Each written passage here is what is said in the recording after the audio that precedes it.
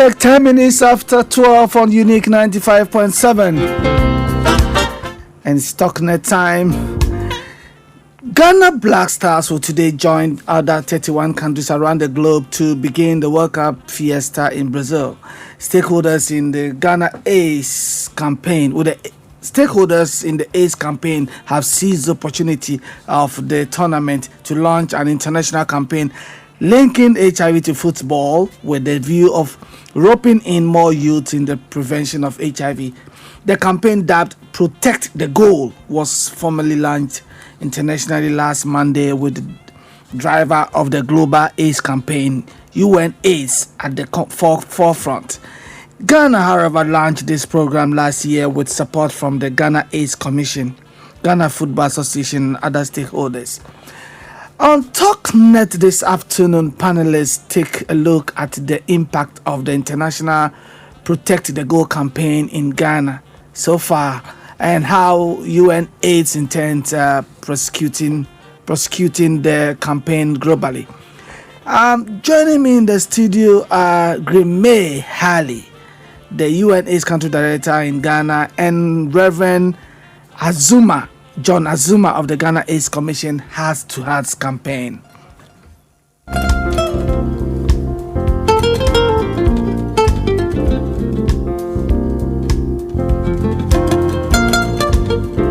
So we go straight to the studio to our panelists. Good afternoon, gentlemen. Good afternoon. To begin with, let me go straight to Mr. Girmay. If I pronounce your name, Girmay Haile. Yeah, okay. Now, what goal are we protecting? The physical football goal post or the HIV goal, which is invisible? In this case, we're doing both because both are happening at the same time. Yeah. But in our particular campaign, we focus more on protecting ourselves from new HIV infection. Yeah, okay. So why the need to link HIV to football now after we all have had series of international football tournaments since the discovery of HIV and AIDS in the early 1980s? Yes, the communication approach in terms of addressing this issue of HIV is evolving with time as we gain and get more partners, and also the awareness around the globe and by important institutions is also improving. In this case, UNAIDS for the last 10 years had HIV and sports communication policy, and we have been applying this for quite some time. But now it has all gone to a greater extent because FIFA, the world body international football organization, decided to partner with a major global development agenda.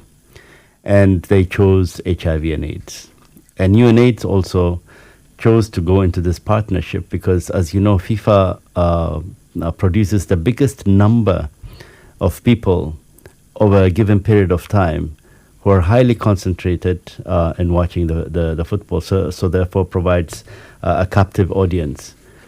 In this campaign, UNAIDS is planning to target over 3.5 to 4.5 billion youth around the world during this period of the World Cup. Okay, so could you highlight a bit on the main objective of this launch? Yes, the campaign had two phases. The first phase was last year when we had a deal with the African Confederation Football Association, and it started during the Africa Cup of Nations. The global campaign is looking at anti-discrimination, it's looking at reduction of new HIV infections, and it's looking at gender-based violence and other zeros that we target internationally. But in terms of our campaign in Ghana, together with the Ghana AIDS Commission and the Ghana Football Association and the National Youth Authority, we articulated our campaign around the realities and evidence that we find in Ghana. And these are the three key things, and that is very low use of condoms by youth, and not very many people not knowing their HIV status, and also multiple sex partnerships. These three key behavior areas have been identified as the weak points in our national response. As you know, Ghana is one of the leading HIV response in the world that has recorded the highest levels of drop in new HIV infection among adults, and also drop in new HIV infection among newborn babies, as well as reducing the number of people dying due to AIDS dramatically. Yeah, Despite that, we have these behavioral. Okay. I was going to ask you another question, but let me come to Reverend John Azuma. The Protect the Go project was launched last year by Ghana, and this year I think they joined force with the UNAIDS to launch it at the Opera Square. How did it go? Yeah, thank you very much. It went very well. A lot of people participated. Our motive or aim is to get the youth to know that as we are starting Brazil 2014 today, at the end of this tournament, the players are going to score and probably around 800, 900 goals. But when we are not careful, by the end of the tournament, HIV is going to score about 2,000 goals, more than even what the players have scored.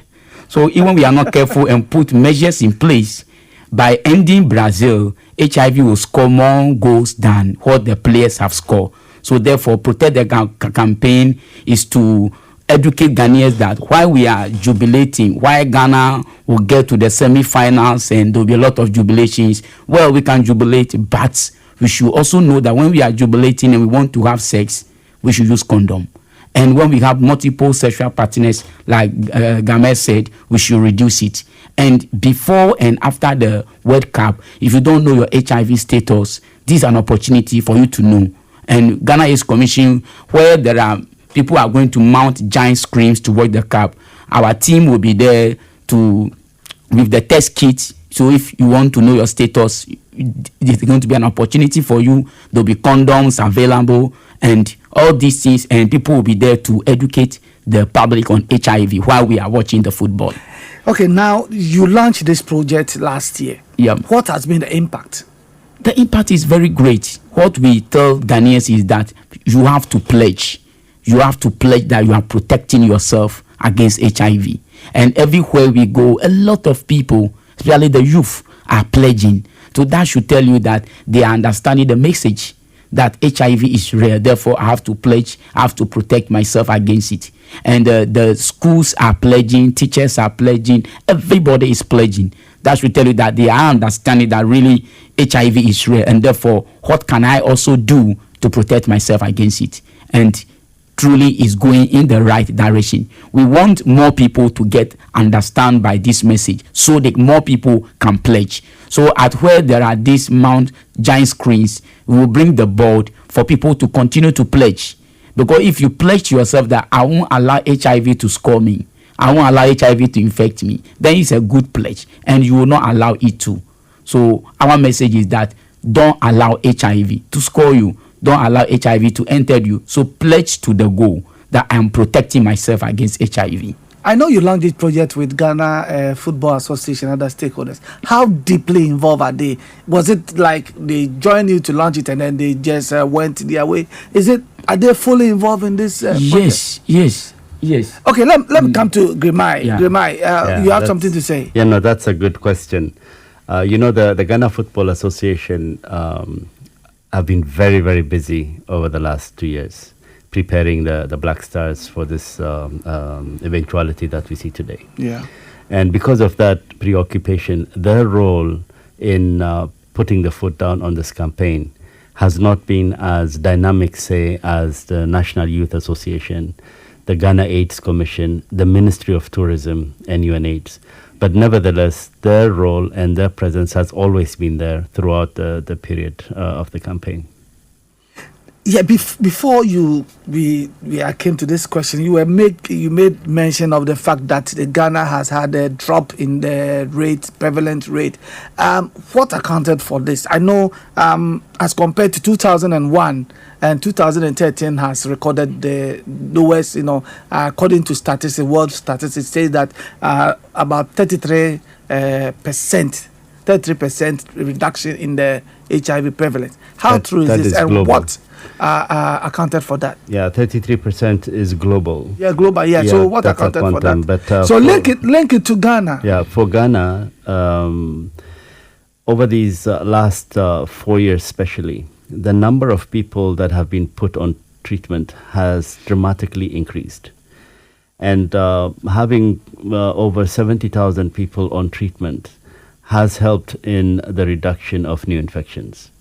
And also, a lot of the various high-risk populations that are involved in the response have also shown tremendous amount of attitude change, especially, when we talk about sex workers.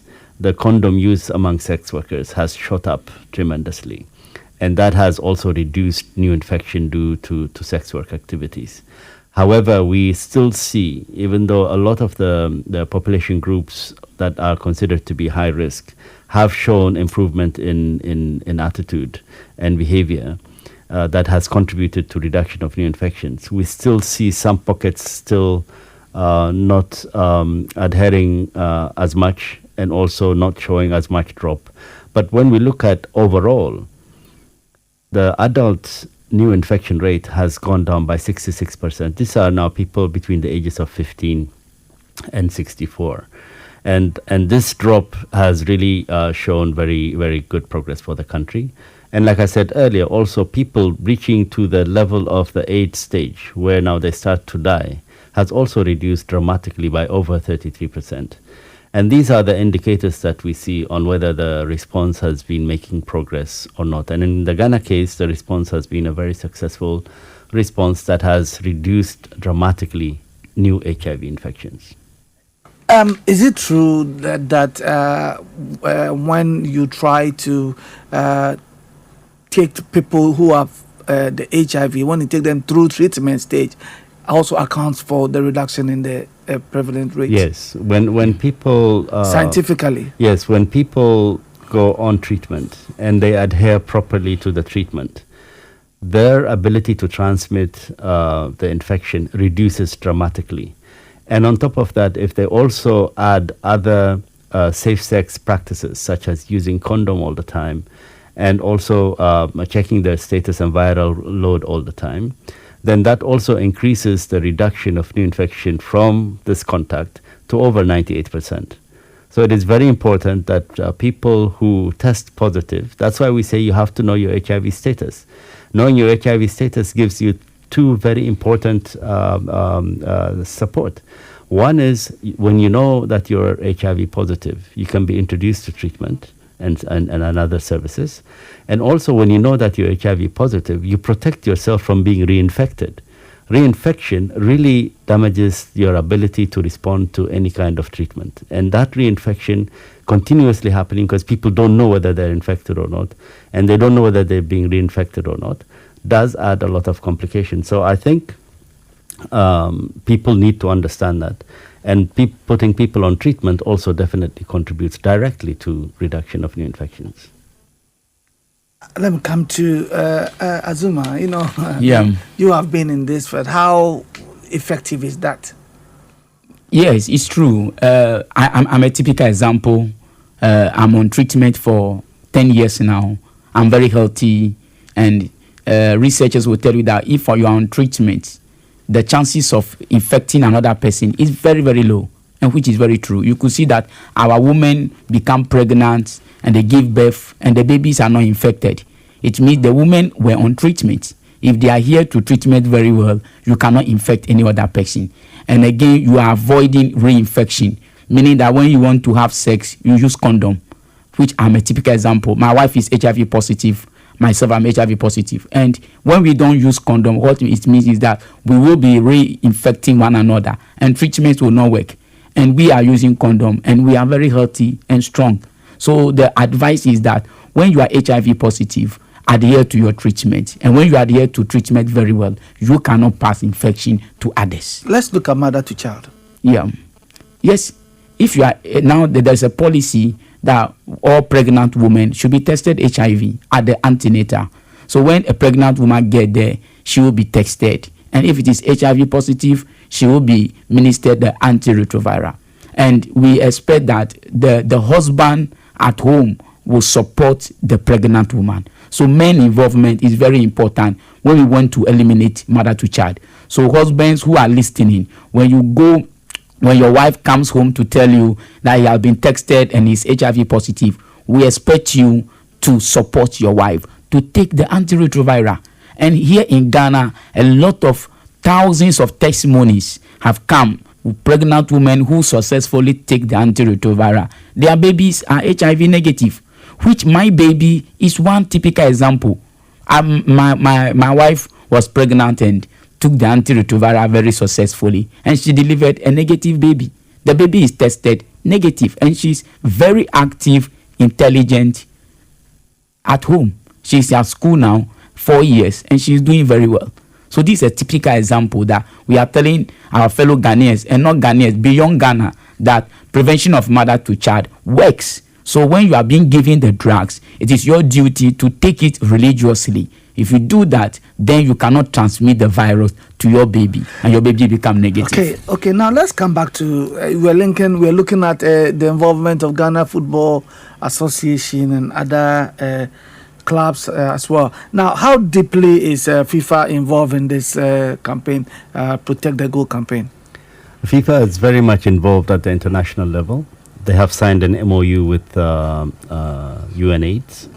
And this MOU places exactly what their interest is. Their interest is to associate themselves to become a platform and also a driving force for one major international development agenda, and in this case, HIV. And also in this upcoming World Cup, as you have already seen, there's a lot of HIV-related messages that is going through the Protect the Goal campaign. And also they have created other platforms within the social activities around the World Cup taking place in the 12 cities in Brazil, and a number of programs. There is plan to test for over, I think is about 5 million people, which includes both spectators and local people in Brazil. And also there is plan to provide information and packages of information to various attendants of participants of the World Cup. So there's a big campaign going on there, and FIFA has been very much behind this. Okay, how is UNAIDS going to take advantage of the Brazil tournament to promote the Protect the Goal campaign in Brazil? There are thousands of soccer enthusiasts who are going to converge over there. How is UNAIDS also, taking advantage over this? Yeah, as you just mentioned, this is a campaign, and with the primary objective of imparting simplified but highly impactful messages during this period of time. And as I said earlier, the platform has already been opened. The International Protect the Goal campaign has been interwoven into the plan and program of the World Cup.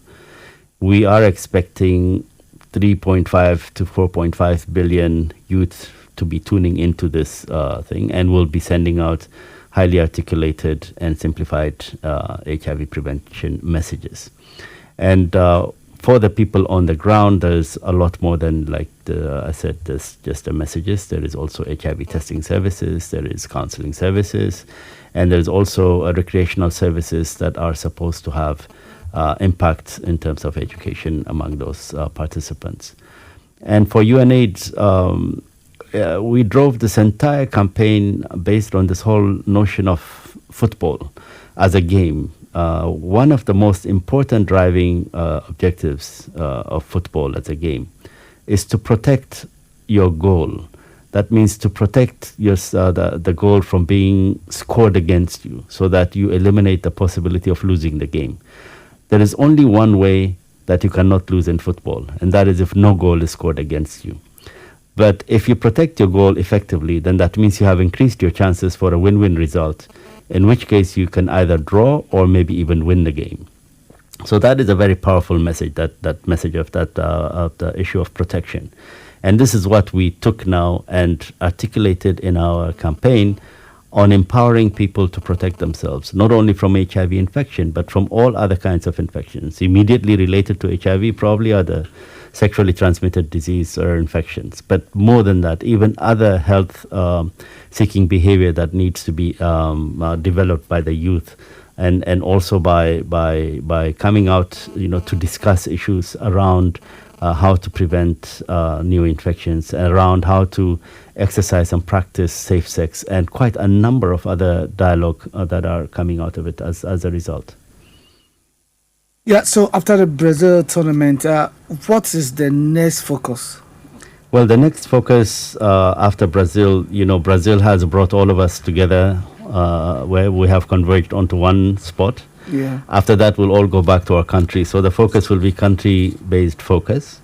And in Ghana, where we have a highly advanced campaign, in fact, in this whole exercise with FIFA, it was the Ghana campaign that was the leading campaign, and all examples and approaches and standards were set at our campaign here, which many other countries have replicated. But for Ghana, we have contextualized the campaign to our three realities, as I said earlier: low condom use, low knowledge of HIV status, and multiple sex partnership. We have centered our campaign around these three areas, and our campaign has the three messages of use condom, know your HIV status, and reduce your sex partners. And this campaign will continue. And when we look at the Ghana data, we realize, as I said earlier, we have the epidemic, and inside the epidemic, there are bubbles of epidemics that refer to the various population groups who are at risk of being infected. And when we look at those small bubbles there, we see a sharp drop of new infections. However, in one group, we don't see a drop. In fact, we even see in some cases an increase of new infections. And this is around the middle class, the professionals, the educated elite of Ghana. Yeah. And we'll continue our work and our campaign around this. And that's why we have been also soliciting the support and partnership of various celebrities in the country, opinion formers and political leaders to become part of this. And we have collected pledge of over 500,000 people in Ghana who have signed up to be part of this campaign. And this campaign is going to now go into its second phase right after the end of the World Cup here in Ghana. Thank you. Time check is 12:36 on Unique 95.7. Those who just joined us on the program, we're trying to look at the stakeholders in the AIDS campaign that has been launched recently. Ghana launched their campaign. Ghana launched her campaign last year, and then this year they joined with the international AIDS campaign to launch the same project. You can tune in to Unique 95.7, and I have with me Reverend John Azuma, Heart2Heart Ambassador with the Ghana AIDS Commission, and then the country director of UNAIDS, Girmay Haile.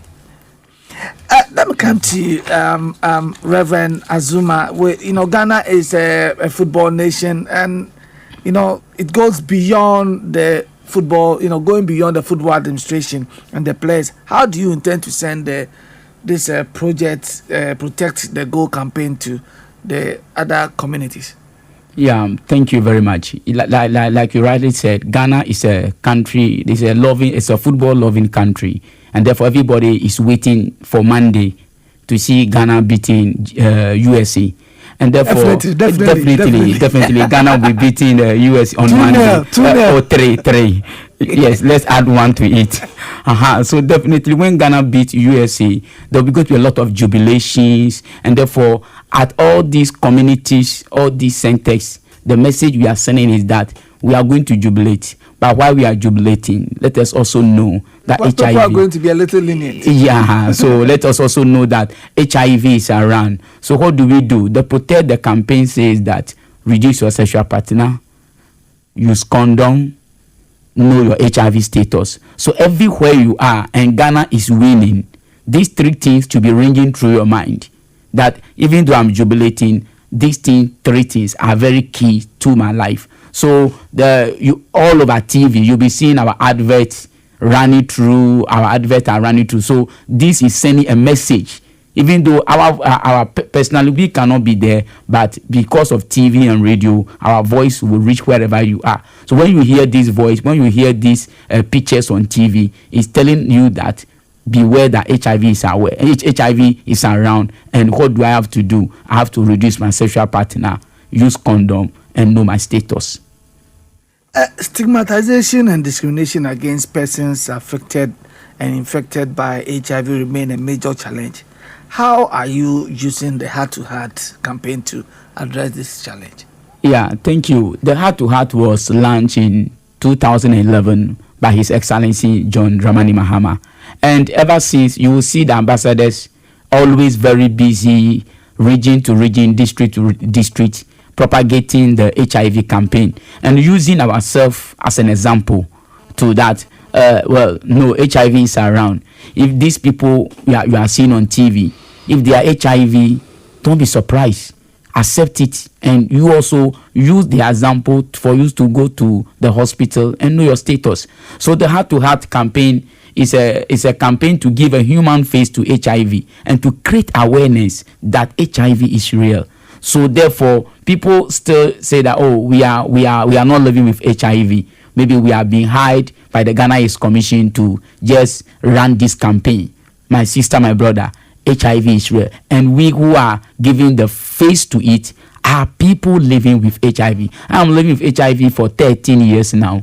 In August, I'll be 14 years, and I'm very strong and healthy because I am on antiretroviral. What people want to see today is that they want to see you very skinny, very tiny, very sick. This time now, you will not see anybody sick again. So the Heart2Heart campaign is reaching to people, is educating people that when someone is HIV, don't stigmatize the person. It's your friend, it's your sister. Still work with him. Hugging, eating together, sharing of clothing, sharing the same WC, sharing the same spoon and cup will not make you infected. So therefore, if a friend or a sister is HIV infected, don't stigmatize. Day in, day out, we do hear some few stigmatization issues. People are traveling, they will not give them visa. People are looking for employment, and they will not give them employment because of HIV. In the community, people are selling. Recently, the news I heard is that a friend is selling orange, and because he's HIV positive, people say they will not buy from her. That is very bad. When that sister sell orange to you and you eat that orange, you are not going to be infected. So fellow Ghanaians, don't stigmatize a friend who is HIV positive. Today is me. Tomorrow, it could be you. So what do you think accounts for this, the stigma and discrimination, whatever? Mostly is about ignorance. Mostly it's about ignorance and the mode of transmission. One, we don't know the mode of transmission. So all that we have been hearing in the air, when you touch them, you'll be infected. When you eat with them, you'll be infected. So we want to take it as the truth. But those are not the mode of transmission. So as we are giving a comprehensive HIV education, we want all Ghanaians to listen and understand that eating, hugging, sharing will not make you infected. So therefore, what will make me infected is that if I am having unprotected sex with an infected person, if I'm receiving I am using a sterilized machine with others, if a mother is pregnant, he didn't know his HIV status, there are chances that if he's positive, he can pass the virus to the baby. If I receive a blood that is infected, these are the only way one can be infected. All that means are not true. So we want to wipe away the ignorance. Eating with the person, sharing with the person will not make you infected. So therefore, love your sister, love your brother who is HIV positive. Girmay, before you ask me a question. Okay. Before you ask me a question, some of my followers are asking if this broadcast is heard in Kumasi, and if so, how is it? What station is it? This is Unique 95. We have a sister station, but for now, unless it's after 1, unless 1 o'clock news, but for now, I don't think they are hooked on to. But you can reach us on 95.7. If you have multi TV, you can tune in on. You can get Unique on our channel. You got a Unique channel on it. But if we are looking at stigmatization and discrimination. This is a global phenomenon. It's not only in Ghana. How is UNAIDS collaborating with other stakeholders to deal with this canker? With this issue of stigma.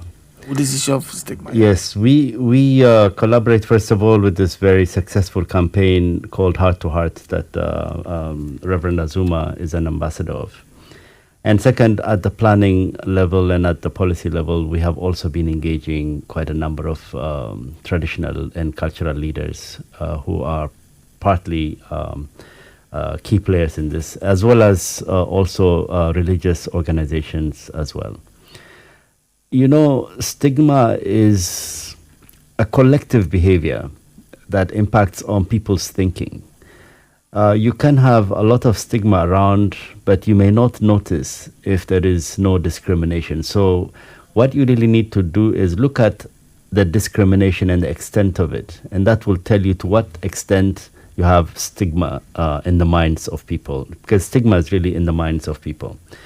And it comes from, either not having adequate information, not being exposed to the situation, or it comes as a result of cultural and other traditional beliefs. So we have been trying to address this from various angles and by partnering with various important societal institutions. And in Ghana, we need to zero in a little bit. As we know, Ghana is a bit more conservative as a society, but the level and ability of openness to discussion and to dialogue is quite impressive also. So we need to bank on that, because a lot of institutions in Ghana work as opposed to many other countries.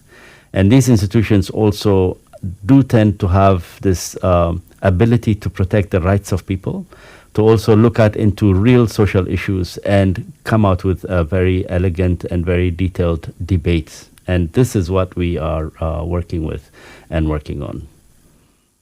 Okay, I want to ask our listeners to also join us. You can reach us on 0302 770 179. 0302. We have a challenge with the other line, so we have only one line.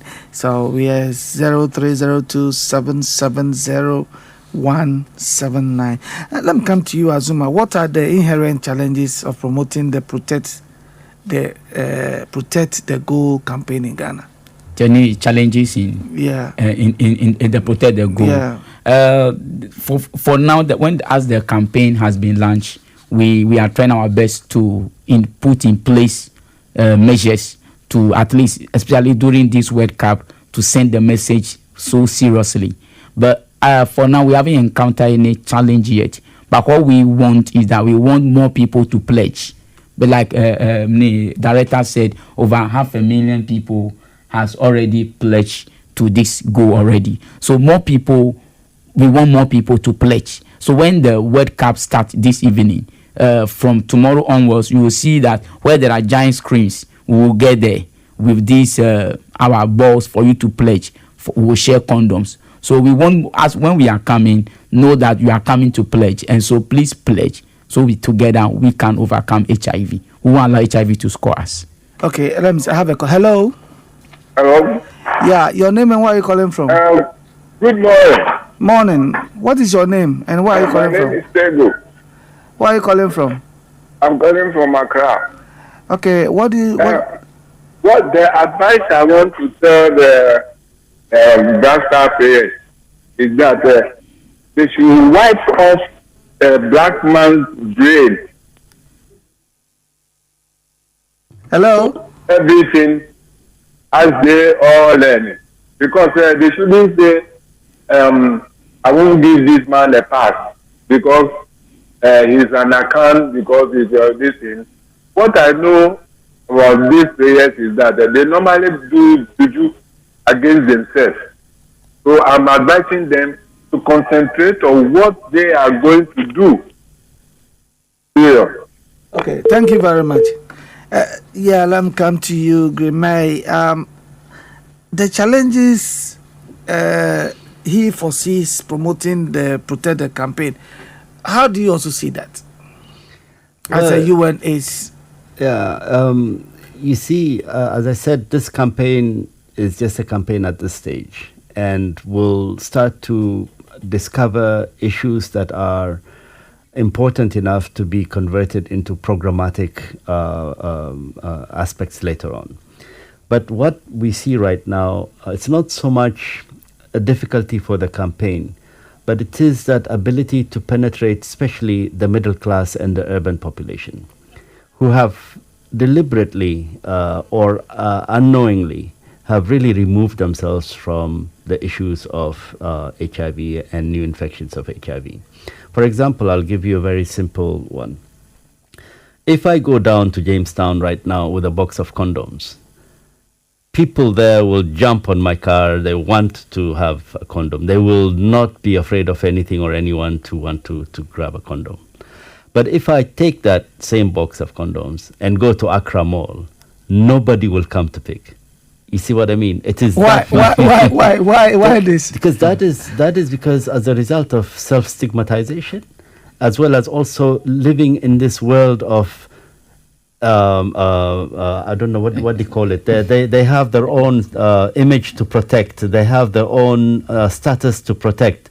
They don't want to be seen, so they have completely removed the HIV and AIDS possibility away from them. Yeah. This is somebody else's problem. It's not their problem. So you see, people are living in denial, and this is very, very serious matter. So we need to really be able to penetrate into this group of people to say, as important as you may be, as a celebrity as you may be, as immune as you think as you may be, you still need to understand these challenges. You still need to embrace some of the safe sex practices to protect yourself.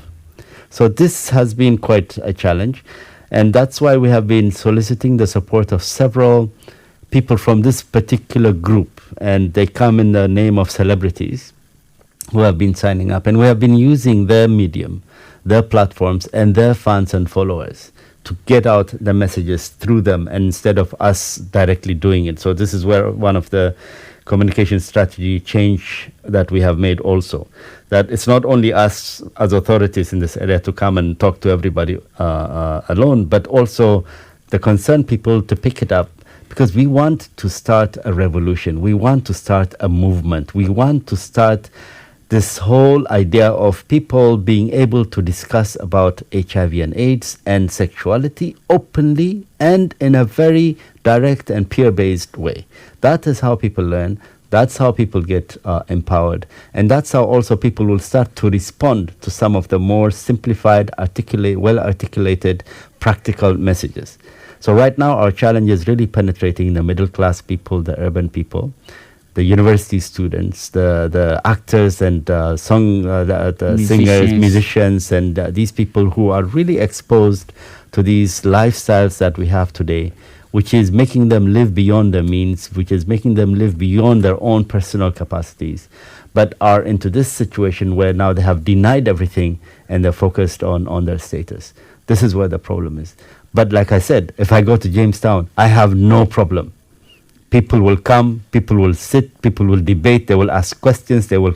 So we need to change this culture of communication as well.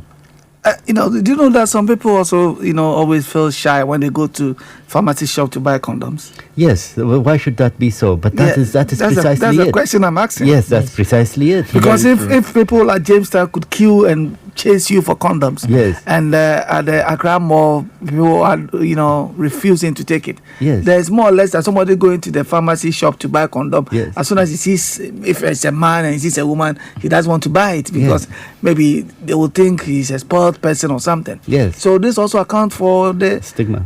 Yes, absolutely. This accounts for the stigma. And remember, stigma primarily is exercised on self first. Self-stigma is I have a caller. Let me pick. Hello?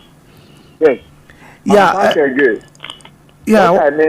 What I mean is it necessary for the footballers to take their wives to the playing ground? They need stamina, so their wives can remain, and then go and come. You see, they need stamina. I think nobody has asked anybody to send his or her wives. His wives to the. That's a question, Girmay. John, let me come to you. Is it possible for if to prevent HIV and AIDS, like because you are using footballers? Is it right for them to go with their wives so that they can remain with their wives than to go there and be chasing? Well, that's a very controversial question, and everybody might give different answers to. Probably a 1 month fiesta, but somebody will ask, why do you need your wife there? But probably he's married. If he's married and he's going with his wife, probably there's no problem. And to some extent, some people who are not married, the coach is going to allow that. If the coach will allow, but if the coach say no, we have to also obey the rules at the camp. But if the coach say no, then I will say no. But if the coach say yes, fine, then they should go with their wife. And we are saying reduce your sexual partners. Some who do not go with their wife could go in chasing other people, 2 or 3, while their wives is at back. So you are not reducing your sexual partner. You see, and HIV can quickly take place. Yeah, let me come to Girmay. People say, a lot of people have this perception that the lifestyle in Brazil is such that that is the more reason why that you've launched this year campaign in 2014 Brazil. How true is it? No, that is not true at all. The lifestyle and the culture in Brazil had nothing to do with this campaign. It just so happened that this round of World Cup is... Because if you look at the social media, people, they compare like a Brazilian woman in the beach wearing bikini and stuff like that. And if you come to Ghana, they wear, instead of wearing bikini, they wear, this kind of trouser or something. So it doesn't portray you being a beach person. So well, you see that there are two different things. What you see in the media and also in the social media are perceptions that people have of themselves and what they have created. But if we are looking at our campaign has not projected any of those images. We're not even projecting images at all. All we're saying is, let's do some mathematics here. We're going to all converge in Brazil. It's going to be a lot of people coming there. And definitely there is going to be a lot more sexual contact there, as it happened in South Africa, as it was also in the other World Cup places in the past. And we're saying that if we see how many possible sexual contacts will take place as opposed to how many goals that will be scored, we see that the possibilities of the contacts will be much more higher. So that means we have to plan around that and try to see how to address that figure and also how to address the possible risks for people. But that said, we also need to look at to answer a bit of the caller's question.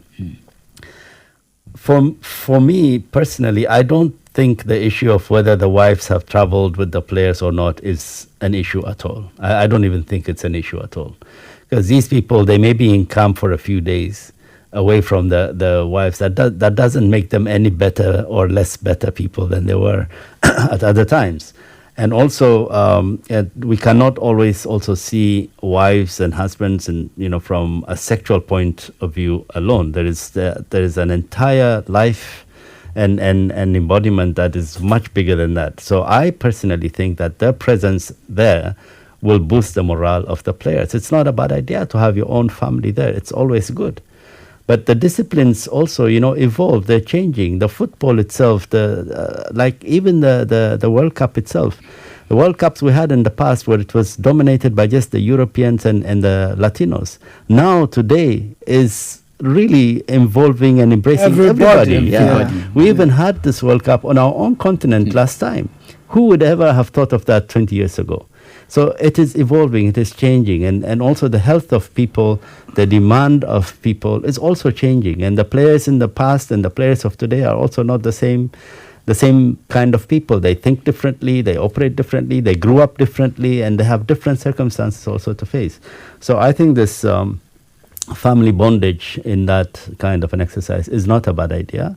It is a good idea. But one thing is for certain, that at any World Cup convergence, there is going to be an increased number of sexual contact. That is a fact.